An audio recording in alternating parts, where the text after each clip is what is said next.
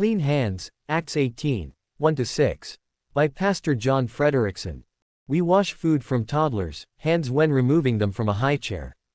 We remind youngsters leaving the table to wash their hands so they don't smear food on furniture. We repeatedly ask children to wash their hands after using the bathroom. Signs in bathrooms of restaurants inform employees that they are required to wash their hands. Those in the medical field are vigorously trained to wash their hands. In all of these examples, we are reminded that dirty hands are a problem. While in Corinth, Paul was pressed in the Spirit, and testified to the Jews that Jesus was the Christ. And when they opposed themselves, and blasphemed, he shook his raiment, and said unto them, Your blood be upon your own heads. I am clean, from henceforth I will go unto the Gentiles. Acts 18, 5-6. This declaration tells us about far more than Paul beginning to take a determined step away from ministering to Jews and toward an unprecedented focus on ministering to Gentiles. Paul was also saying he was clean of any responsibility for the eternal destruction of these Jews because he had given them the gospel, and they rejected it.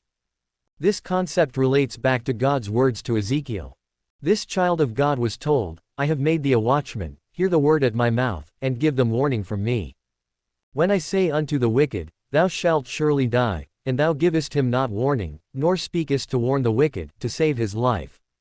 The same wicked man shall die in his iniquity, but his blood will I require at thine hand. Ezekiel 3:17-18. To drive this point home, the same message is repeated in Ezekiel 33, 1-9. Today, we might use the symbolic expression, he has blood on his hands. Pilate illustrated this concept. When he could not prevail upon the Jews to release the Savior rather than crucify him, he took water, and washed his hands, saying, I am innocent of the blood of this just person. Matthew 27:24. While Pilate was not truly innocent, Paul's hands were clean because he had warned these lost men by giving them the gospel. It is no accident that we see the constant example of Paul proclaiming the gospel to lost souls. He knew if he did not, his hands would not be clean regarding their eternal destruction. It is also God's reminder of our responsibility to share the gospel. Will your hands be clean regarding lost souls you will meet today?